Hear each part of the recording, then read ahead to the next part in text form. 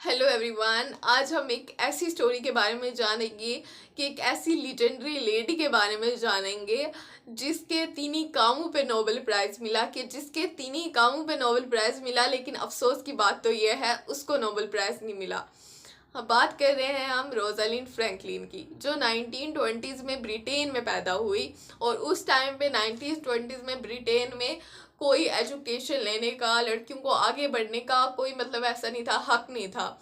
लेकिन उन्होंने Cambridge university से अपनी तालीम हासिल की और फिर उसके बाद वो वहाँ पे जाती थी। जब वो यूनिवर्सिटी में पीएचडी कर रही थी केमिस्ट्री में, मतलब हर एक जगह उनको अनरिकॉग्नाइज किया जाता था। उनके एक फ्रेंड बने मारियस विल्कम और उनके बहुत अच्छी दोस्ती हुई। फिर उसके बाद क्या किया, रोजालिंड फ्रैंकलिन ने कोल के बारे में बड़े अच्छे से स्टडी किया। उन्होंने गैस मास्क बनाया।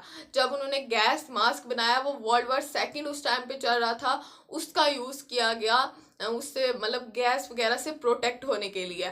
और फिर उसके बाद उन्होंने स्ट्रक्चर ऑफ डीएनए के बारे में स्टडी किया और उन्होंने एक एडवांस लेवल की एक्सरे मशीन बनाई। उन्होंने फिर उसके बाद एक्सरे निकाला किस चीज़ का, डीएनए का जब उन्होंने एक्सरे निकाला और वहाँ पे वो इमेज निकली 4251, वो आप यहाँ पे स्क्रीन में देख सकते हैं।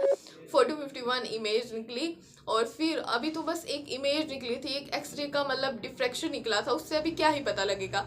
फिर उनको पूरा 1 ईयर लगा इस पे काम करते हुए। 1 साल के बाद इन्होंने इसके बारे में स्टडी किया, सब कुछ लिखा और discovery the structure of DNA में। और फिर उन्होंने अपने फ्रेंड मारियस विल्कम को बताया, अपनी इस मतलब के बारे में, डिस्कवरी के बारे में बताया, क्योंकि बहुत अच्छे फ्रेंड्स थे, हर एक बात शेयर करते थे। लेकिन फ्रैंकलिन को क्या पता था कि मारियस विल्कम वो जो उन्होंने मतलब ये बनाई है, डिस्कवरी की है, वो लेके वो कहीं।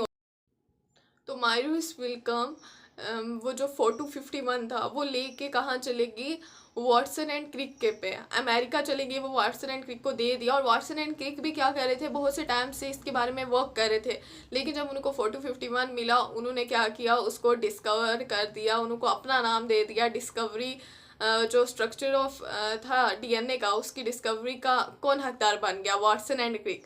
बट ये काम किया किसने था, ये काम किया था रोजालिंड फ्रैंकलिन ने का। और उसी टाइम पे 1953 की बात है, रोजालिंड फ्रैंकलिन भी क्या कर रही थी, वो भी स्ट्रक्चर को लेके जा रही थी। उसने भी पब्लिश करवाने के लिए दिया, लेकिन पब्लिशर भी उस टाइम पे नहीं चाहते थे कि लड़कियां आगे बढ़े। तो उस टाइम पे वाटसन एंड क्रिक का पहला मतलब डिस्कवरी की गई। तो उस टाइम पे वाटसन एंड क्रिक और मैरियस को 1962 पे क्या दिया गया, अवार्ड दिया गया, नोबेल प्राइज़ दिया गया उनको।